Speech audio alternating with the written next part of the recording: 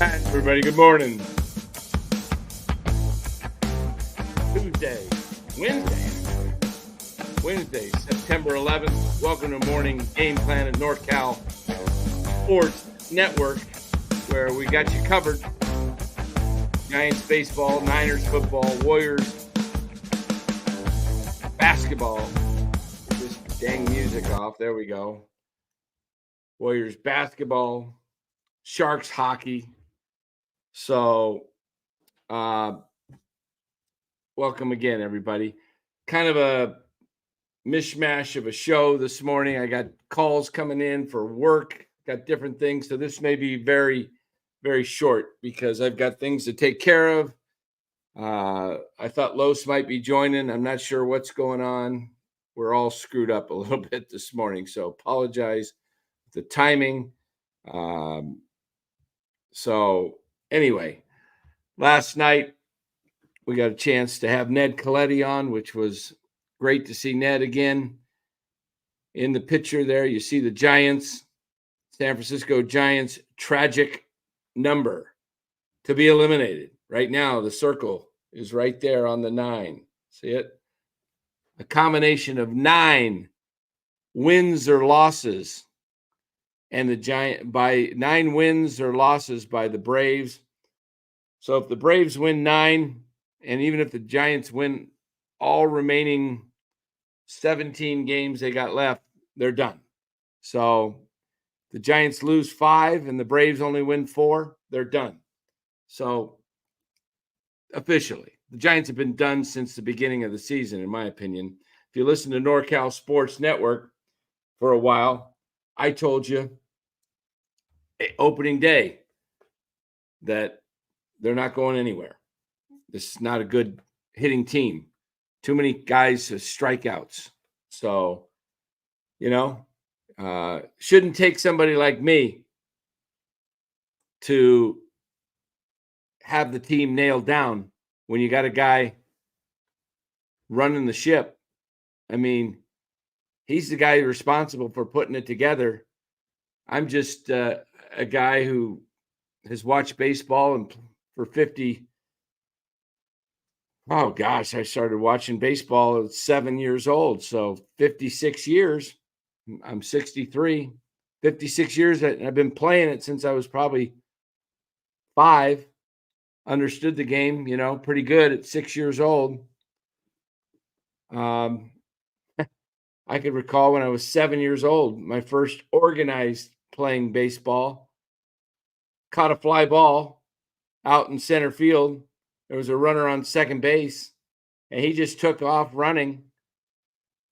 I caught the ball, and, nobody knew what to do on the field, but I did. I ran in and tagged second base because the guy didn't tag up. I learned the game early. I had 2 older brothers.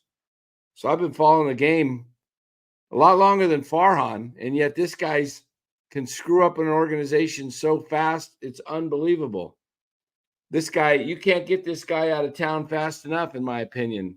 Guy is totally just screwed the entire organization, the fan base.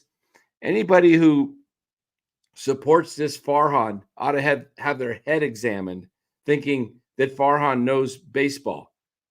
I hear people on Twitter defending this guy, and I'm like, what's he done? What's good? What's the results? Look at the results. I mean, it's a results-oriented business. There's just no way that, you heard Ned Coletti last night talk about how hard they worked. Yeah, Mark, I see that. They would stay up till 3 a.m, tossing and turning over, thinking about how they could fix this team to win the next game. And not only that, these guys have the tenacity. I don't see any tenacity in Farhan. I see this, there's no, there's nobody that is fearful. Farhan, it's just been a very passive show. The whole organization's passive. So I don't know. But that's the Giants. We'll bury them officially next week, okay? When they're in Baltimore. Sometime around the 18th, 19th of the month, we will put a picture right there in that coffin. I got to look and see if I got any emails. Let me see if anybody sent me any emails from last night's show of pictures to put in that coffin. Let's take a look. NorCal Sports Network. Didn't get anything yet. So send your photos. Winning photo idea gets a prize. Right in there. Bury the Giants. Okay. So, well, it's on to a new week for football, right? We got Niner football to discuss. And heck of a performance on Monday night. They punted their opening drive and they never punted again. The rest of the scores or possessions were 8 straight possessions, I believe they scored. In that 8 possessions, 2 touchdowns and 6 field goals. And then what was their final? A kneel or something? Trying to remember. Yeah, pretty impressive Niner victory Monday night, and they'll take on the Vikings Sunday. So we'll get a little more coverage on that as the game approaches near the end of the week. But let me see. What do we got here? Stuff popping up on my screen. And want to make the most video calls and select. Okay. Don't show again. How's that? Yeah, Steven Ortega is in a strange, Dan, the article about Farhan and Melvin contracts come out yesterday, just a week before Chapman signed. Yeah, it is interesting, the timing of that. Everybody thought it was a 3-year deal. Some people thought, did he even sign it? Is he the extension, Farhan? I don't know what's going on. I'm hoping that it's for change. I'm hoping that the Giants say, you know what? I mean, there's a part of me, guys, that thinks there's a conflict going on between the ownership group, that some in the ownership group want Farhan to go and others want him to stay. I'm not sure what's happening there, but it feels like an inner battle. I almost wonder if there's not a battle going on between Larry Baer and Greg Johnson. Remember, Larry Baer was the power guy. He was the guy that was the spokesperson. He pretty much made all the decisions. He was the one that recruited Farhan, interviewed all the executives for the position. He's the one that was trying to remember when Farhan was first signed, that was actually going to Vegas and trying to recruit and sign and woo Bryce Harper. And it looked like the Giants might have a really good shot at Harper. And that was all Larry Baer. Farhan wasn't even trying to sign Harper in the beginning, and then they made a late push. And now I see, Larry Baer has the incident that's all been seen on video with his wife, and he has to step down as that person that runs the Giants.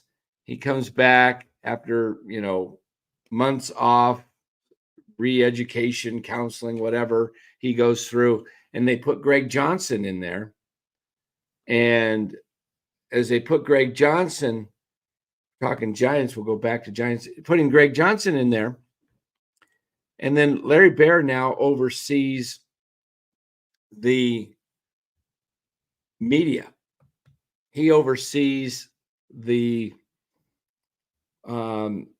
situation like with NBC Sports Bay Area, the personalities. He's the one that, brings in the on-air personalities, Hunter Pence. And it's like Larry Baer is got these guys, being such homers on the air to try and keep the fans engaged with this feeling like, hey, we're in it. Even last night, they're talking, well, if the Giants can win this, do well on this homestand and go on the road and keep things hot and keep things going, they're acting like they're trying to keep you engaged rather than tuned out. And so they're trying to appeal to the uneducated fan, the low information fan, the fan that just, oh, Giants, Giants, Giants, yay, yay, yay, you know. And then Greg Johnson's running the day-to-day operations of the team and over Farhan. So I'm wondering if there's a battle there, because think about this. Do you remember earlier in the year, Laura Britt asked Mad Dog Russo, Chris Mad Dog Russo, about Farhan's performance? Why was that on NBC Sports Bay Area? Why was that question asked? And they got the answer back from Russo that was damning for Farhan. And all this talk coming against Farhan, like, that was a setup. I'm telling you, that was a setup. Somebody wanted that information out there in the atmosphere to be a doubt and start getting the media trying to push Farhan out. And then you've got Greg Johnson. I wonder if there's a little battle there going between the two, because maybe Larry Bear sees that, hey, this is a mistake. I hired this guy. We're in year 6. Nothing's happening. The franchise is going in the tank. Remember, Larry Bear was always the guy that did the public PR stuff. He's the one that writes I've got letters from Larry Bear as a season ticket holder writing to us, giving us a packet. And he's the one that does the year-end summary, and he writes everything up about the team. He's always been the PR guy for the team. And yet Greg Johnson is the one now calling the shots. So I'm thinking, I may be way off on this, but I'm thinking there might be a battle going on between Bear and Johnson, a power struggle, so to speak, that maybe Larry Bear's trying to push Farhan out and Greg Johnson wants to keep him because he doesn't want to, lose money and bring somebody else in and while Farhan's still under contract. But I'm telling you that if you get rid of Farhan and you pay him off for the 25 season, whatever he's making, I don't know, $5 million a year, have no clue what he's making. But let's say it's $5 million. Look, you'll make up that $5 million in a heartbeat with get the right executive in here that knows how to run an organization and get this making some serious changes to it. And the team, like we heard from what Brian Sabean and Ned Colletti did when they took over in 1997, they made the team immediately a last place team turned into a first place team. And they made bold moves because they knew how to run an operation. They knew baseball. Farhan is a chart guy, man. He's just an analytics guru that charts things, and he doesn't know personalities. He doesn't know the game like some of these other executives do. So this is all conjecture on my part. I can be out in left field in this and very well maybe completely not even in the ballpark, but something doesn't feel right when I put everything 2 and 2 together. When I say, why is Chris Mad Dog Russo dogging the president of baseball operations from a lead-in question from the flagship station of the Giants for TV? So, I mean, you don't think they knew that was coming? So something something doesn't smell right there. It doesn't pass the sniff test. So who knows who wins out? But there is an inner struggle, I believe, going on. some within the Giants ownership group want Farhan gone, and others are wanting to hang on. So we'll see who wins out. But look, guys, it's pretty clear and obvious that the Giants over my shoulder, this shoulder, this one. There we go, right there, the orange hat, right there, 4th place. Dodgers, Padres, Diamondbacks, Giants, Rockies. That is, the Giants have a firm hold on 4th place in the National League West. Isn't this the 3rd year in a row, or did they finish 3rd in 22? I can't remember what the 22 standings were. I know they finished 81 and 81 in 2022. You know what? Let's just take a quick peek at that. MLB standings 22. I'm curious if this is going to be the 3rd year in a row for the Giants in 4th place. 2022. Hold on here. 2022 standings. All right. National League.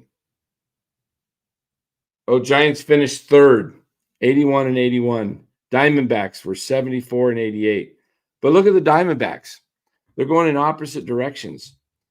Diamondbacks last year made the playoffs, went all the way to the World Series. This year, they're right there in the thick of the wild card, well over 500.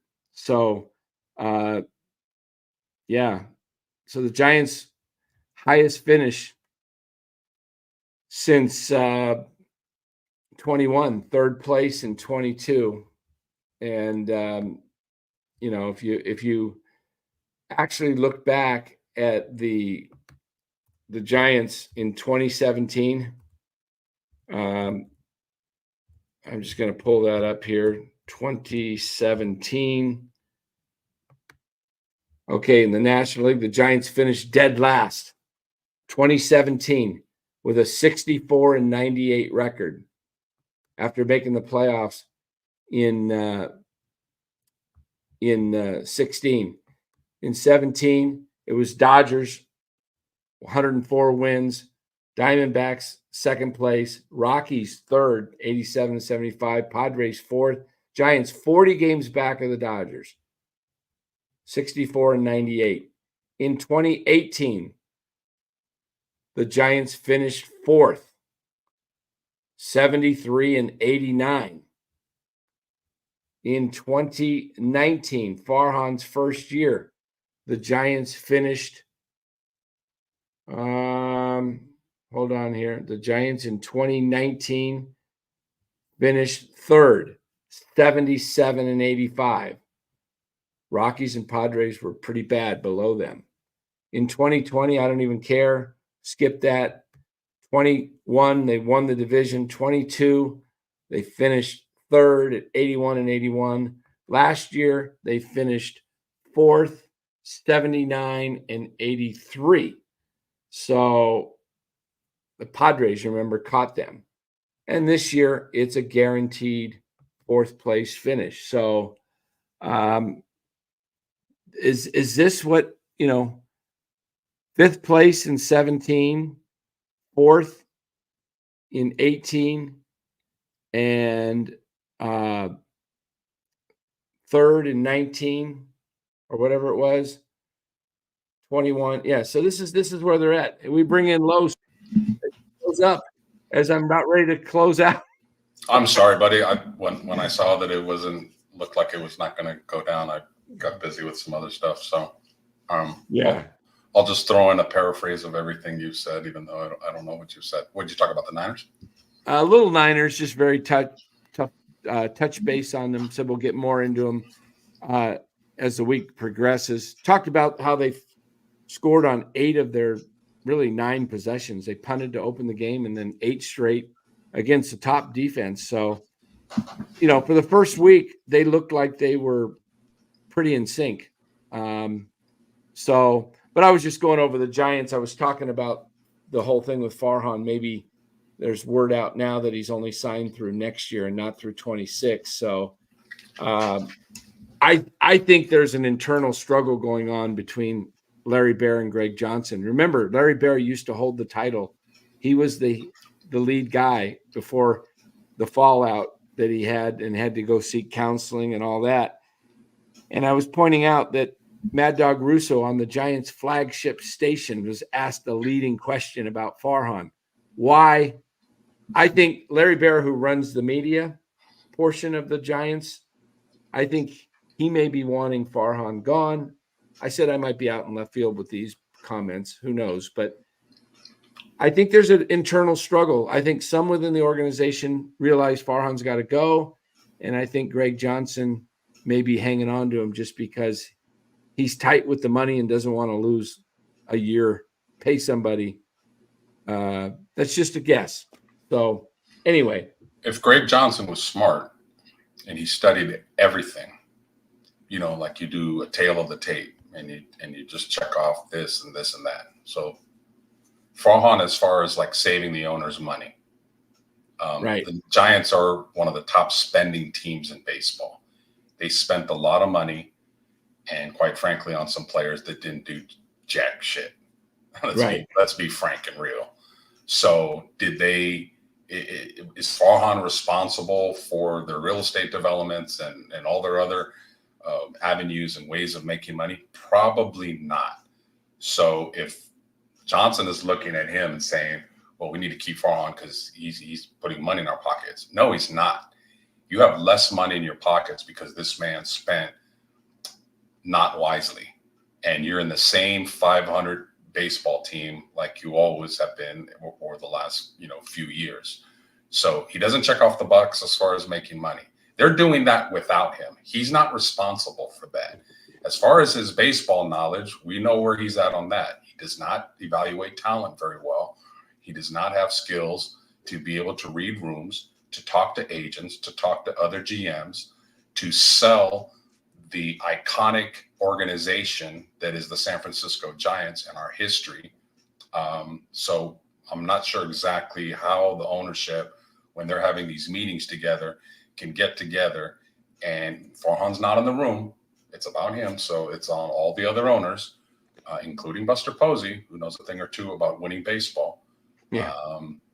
When they're having these meetings and conversations, what can they possibly say if they go on a board and say, here are the pros and here are the cons of Farhan? What exactly are the pros? And that's at the end of the day, in any business, how you need to evaluate somebody that's in upper management.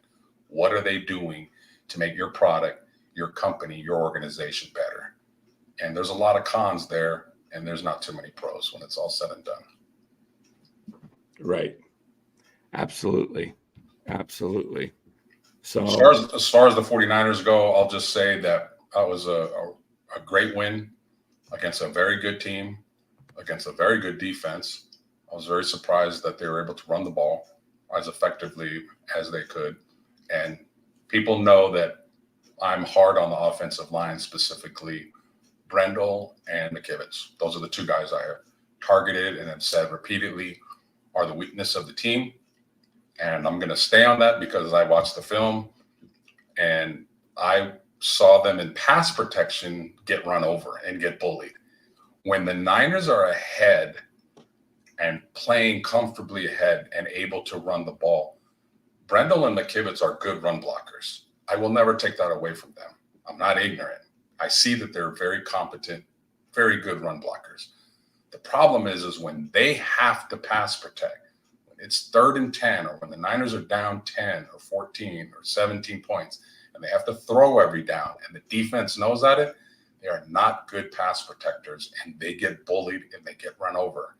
And that, to me, when they get into these big games versus KC, versus a Cincinnati, versus a Philadelphia, versus a Dallas, they own Dallas. That's when the true test of, okay, how good are McKivitz and how good are Brendel? Pooney is a godsend. Pooney is a godsend. Yeah. He is a stud. Oh, God, if they only had 2 more guys like him, that would be something else, because he played a very good player in Quentin Williams, and he kind of neutralized him. So they found something in Pooney. I don't know if you saw any of the breakdown on Pooney on Twitter that Brian Baldinger did. If you saw that, that was pretty impressive what he did. So that was cool.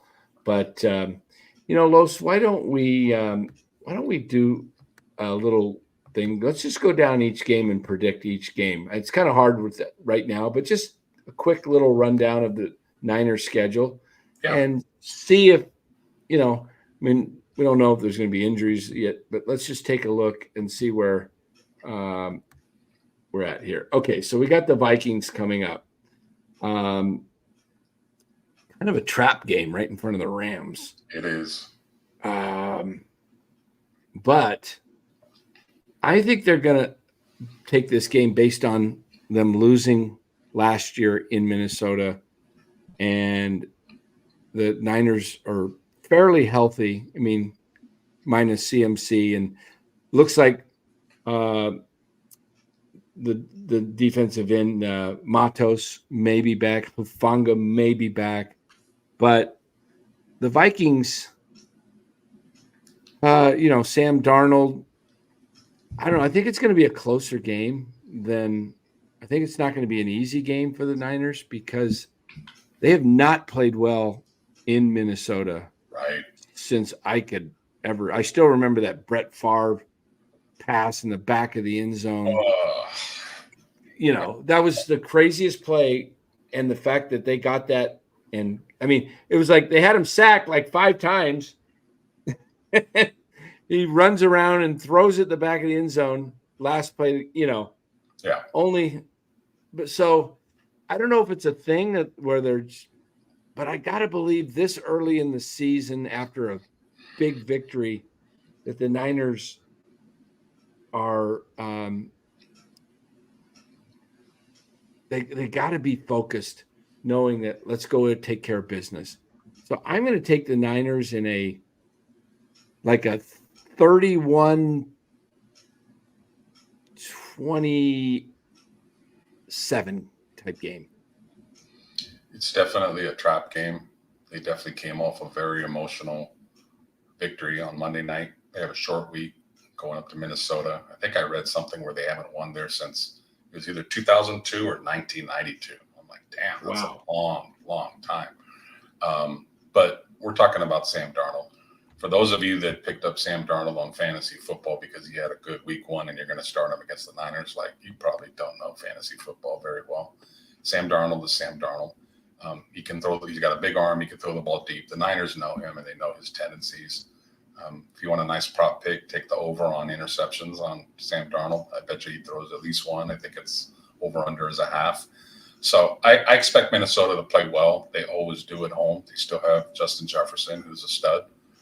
They have an improved defense. They got some young guys that fly around. So if the Niners don't turn the ball over, stay focused, I think it's going to be a competitive game through 2 or 3 quarters, and Niners pull away late, something like 27-17. Okay. All right. For the rest we won't do the scores. We'll just pick the games just simply because who knows where we're 49ers Rams week 3 in LA. SoFi, Niners have played well there. I think the fact that Puka's already out and it's going to but that'll be a battle. That'll be a battle. I don't know how the Niners do it, but I think they pull it off and go 3-0. I say the Rams get that game. Okay. The Rams are due beating the Niners, especially at home.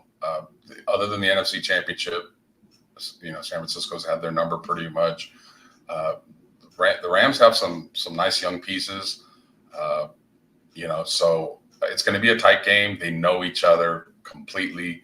That game always comes down to a play or two in the 3rd or 4th quarter to break it open. But I'm going to call the upset there and say the Rams find a way to win. We'll see. All right, so you got them 2-1. I got them 3-0. Patriots at home. That's a win. Yeah. Niners 4-0. Blowout. And then they got the Cardinals at home. Not an easy game. No. Niners got 3 really tough ones in a row after that. somehow I think they pull it off and they start the season for the second year in a row 5-0. Tough game. Cardinals are one of the few teams that can match the 49ers physicality. This is not the Cardinals of old. Their head coach has brought a very physical mentality. Marvin Harrison will probably shake off the rookie doldrums and start really playing well. The Niners always struggle against mobile quarterbacks, although for some reason they play Kyler Murray well. So I expect it to be a competitive game, but the Niners win 4-1. Okay, they go up to Seattle, and this is a Thursday night game. Hopefully the Seahawks don't have a bye before this. I think it's too early for the byes. I'm not sure, but I'm going to take – the Niners have had the Seahawks number, and Seahawks are going to catch them one of these days. I just don't know if it's Thursday night football. I like Brock and the Niners to go 6-0. Yeah, weird things happen in Seattle, bounces and turnovers and things like that. That crowd cannot stop. I've been up to Seattle, and the hate for the Niners is absolutely real. Wear 49er gear while you're up in Seattle, anywhere in public, and you'll get a lot of four-letter words for sure. Tough environment, but Niners are the better team. If they play to their standards, they win and go to 5-1. Okay, 6-0 taking on the Kansas City Chiefs, coming off of a bye. The Niners have a few extra days rest because they play on Thursday, but the Chiefs have 2 full weeks. I think this is where the Niners get caught. I think Kansas City comes in with 2 weeks rest and a game plan, and Andy Reid has Kyle's number. I think it's a tough day for the Niners, and it's close for a while. Chiefs pull away, win by 10 or more. Yeah, I concur. Spagnuolo and Reid kind of have Kyle's number. They just, quite frankly, come in with better game plans, and they adjust during the game. And they have a system that bothers Kyle, and Kyle has not figured it out yet. I was surprised that the Jets, who had the defensive personnel similar to KC, did not follow KC's game plan, which was a lot of exotic blitzes and a lot of press man coverage. They did not. The Jets coaching staff helped the Niners week 1. Robert Saleh played a 49er defense, 4 defensive linemen, rush your gaps, wide 9, and mix in zone and man-to-man coverage on the back end. So the Chiefs are not going to play like that. Spagnuolo is going to do what always works against the Niners when you have the personnel to do it. Let me emphasize that. You can't just go in there and blitz the Niners and think, oh, you're going to be successful. But the Chiefs have the personnel to blitz and press their wide receivers, and it's bothered them late in 2 Super Bowls. Those were the difference in the game. So they're going to do it again. And until I see otherwise, Chiefs own the Niners. So 5-2. Okay, then we move on to, let's see, let me fix the schedule here, see more. Okay, so we got after the Chiefs, they've got the Cowboys, right? Is that right? Yeah. Wow. Look at that schedule. That's 4 tough games in a row. I mean, 2 division, and then you got the Chiefs and the Cowboys. Is that a Sunday night game? It looks like it is. Yep, another Sunday night game. Okay, Niners have the Cowboys number. They're playing them at home. 7-1 for the Niners. I think it's not. Again, I think they take it to them. 7-1. Same reason that the Chiefs own the Niners own the Cowboys. They're too physical for them. The Cowboys defense is predicated on getting ahead and turning pass rushers loose, but the Niners run the ball very effectively, and they're too physical for them. So another Niners win and more Cowboy fans crying, which I absolutely love. On to Tampa. That's, after the bye. So I think the Niners come out strong, 8-1. Tampa to me is one of my absolute sleeper teams. I'm gonna have this as an L. Big win over the Cowboys. Always an emotional game. Sunday Night Football. They fly cross country. They play an early morning game. Tampa is a good team. They're not a great team, but they're a good team, and they make enough plays, and the Niners fall to, I think that would be 6-3. 6-3. Okay. Seahawks. Woo. This is this is tough. At some point, Seahawks are going to get the Niners. I just don't know when. But home game, I'll take the Niners 9-1. I agree. They're just a better team than Seattle. They match up pretty well against them, 7-3.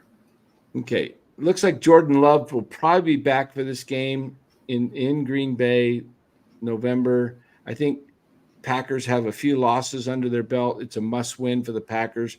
I think the Packers take this game in Green Bay right around Thanksgiving, 9-2. I agree. Revenge game, probably going to be a little cold. One thing that's not talked about Purdy, that's kind of just like under the rug and people don't want to talk about it, is so far in his career, bad weather does affect him. The weather will not be great that game. So, and the revenge factor, and the Packers are just a good team. So, Niners fall. Where are we at? 11 games in? Yeah, I got them 9-2. I got them 7-4. Okay. Go to Buffalo. I think it's another tough game. Josh Allen probably has more in sync with some of his guys by this time. Their offense is clicking. He single-handedly, does the Niners in. I think it's back-to-back losses, 9-3. Agree. Cold weather game, good team. Josh Allen is not only a big quarterback, he's a mobile quarterback. He's going to make plays with his arms and his legs. And Niners dropped to 7-5. A win against the Bears. Agreed. 10-3. Okay, now you got looks like a Thursday night game. Let me see who the Rams are playing before that week. Let me just look at the schedule, because that may play into it. If the Rams NFL week, what week would that be? I got them 10-3, so that'd be week probably 14, December 12th. Okay, the Rams the week before are playing the Bills on the 8th in LA, so they're at home. So they're both about the same. Thursday night. I'll take the Niners here because they're coming off 2 out of 3 losses. They're at home, getting into must-win territory for that. They're going to try and get that top seed. Niners win, and they go to 11-3. Agreed. Niners bounce back, play well at home. It's kind of a need game for them to win after a few losses on the road. So they get it done against the Rams, go to 9-5. Dolphins, I think the Niners kind of like the Chiefs had I think the Niners have the Dolphins number. And they have extra time to prepare for them as well. Yeah. So give Kyle a little extra time. Yeah. I think 12-3. Now we go to, you got the Niners there too, it sounds like. 10-5. Yeah. Okay. Tough game here. I don't know. This game could mean who gets the number 1 seed. Depends on what the Lions' record is. 12-3. Wow. This is the one game, because it's so far down the road. I just have no idea, because I think if the Lions need this game more than the Niners, I think the Lions win it. I think the only way the Niners win this game is if they are a game behind Detroit. And the Niners are playing for that top seed if they win. So this one, I want to say I think the Lions come in here because they're still feeling what they felt last year. Mm-hmm. And I think it's circled on their calendar. I'm going to I'll take the Lions here, but I may change it based on circumstances at the time. But I just think the Niners are probably going to go 13-4. I got them losing 4 games, so this will be the 4th. Yeah, this game could be for the number 1 seed. If both of them are out in front and it's a non-factor, then maybe some guys sit. Maybe it's not that important of a game, but I don't think so. I think the NFC is going to be pretty competitive. And if these are the top 2 teams, maybe throwing with the Eagles, and if home field is on the line, Detroit knows it has a much better chance playing in an NFC Championship rematch with the Niners at home in that dome with that rabid fan base than on the road again. They played very well against the 49ers, being a young team with no experience. The moment was not too big for them. They controlled that game. The Niners got a few bounces and squeaked out a win. But I'm calling the Lions. I've said my prediction: the Lions are going to come out of the NFC. So I'd be a hypocrite to pick the Niners there. So Niners fall to 10-6. Yeah, I'll take. If the Niners lose to Detroit, I think they win against the Cardinals. If they beat Detroit and that wraps up the 1 seed, I think the Cardinals win the last game. So I'll just take the Niners in this 13-4. Yeah. But you got them going 11-6. It sounds like. Yeah. 11-6 and winning the division. 11-6, winning the division. Maybe being a 2 or 3 seed. 2 or 3 seed. Okay, Mark, got it. Okay, I was just didn't know what was happening there with the chat there. I was trying to. Okay, working. Okay. Yeah, it's funny, Dan. Detroit, I think, only plays 2 or 3 outdoor games all year long. Wow. They're going to be in domes where they play fast. And the thing about Detroit is they have speed and they can play power football with that. Yeah, their line is powerful. That offensive line. They can beat you in different ways, and so can the Niners. My only concern about the Niners, like I said earlier, is when they get behind and they have to throw, and the defense knows they have to throw. Can their right tackle and center hold up? Because the other 3 guys can. With Detroit, if they have to throw, their O-line can hold up because they're 5 strong across the board. Yeah. And when they want to run the ball, like they did against the Rams, it's hard to stop them when they're firing on all cylinders. Yeah. So yeah. They're a little bit more balanced to me. They're younger. And me and you have watched football for a lot of years, and we know that when teams lose in big games, like that revenge factor and that motivation pulls you through all of training camp and throughout the whole season. Detroit has the Niners on their radar. They know how well they played against them, and they want to get that game at home if they have a rematch. So they're going to do. I don't understand why they would schedule the Chiefs with coming off of a bye for the Niners. What are the NFL schedule makers thinking? I know the Niners get 10 days because they got a Thursday night game previous, and they probably think, oh, well, they're the home game. Let's try and even it out. You give 2 weeks for Andy Reid to prepare. I mean, come on, week 7, you couldn't have scheduled that in a different week and had them both coming off Sunday games so that they're both playing at the same strength. I mean, come on, NFL. That's one of the reasons. That's one of the reasons I picked the Chiefs as well. Is Reid with 2 weeks to prepare, Spagnuolo with 2 weeks to prepare. If that had just been 1 week, didn't the Niners play a Thursday night game the week before? So they'd actually have 10 days to prepare, and the Chiefs would have 6 or 7 and have to travel. So then the Niners might have that edge, but no, right? They had to give Mahomes and the Chiefs 2 weeks before the Niners game. Yeah, crazy. So anyway, guys, that wraps it up for us.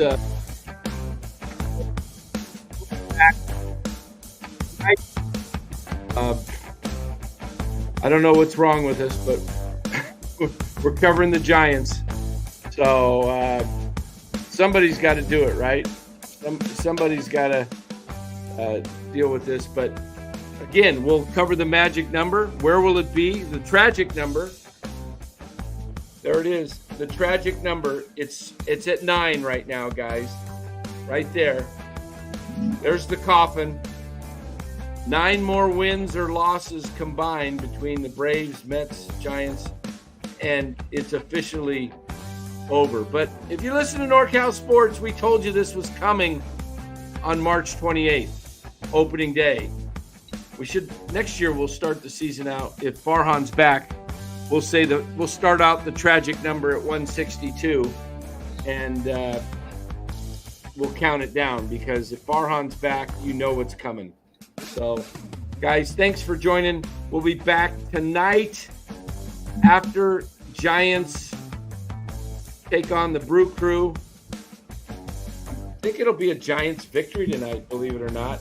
We've got Blake Snell going to the mound for the Giants. So, hopefully he gets it done. And we shall see you tonight. Take care, everybody. Have a great Wednesday.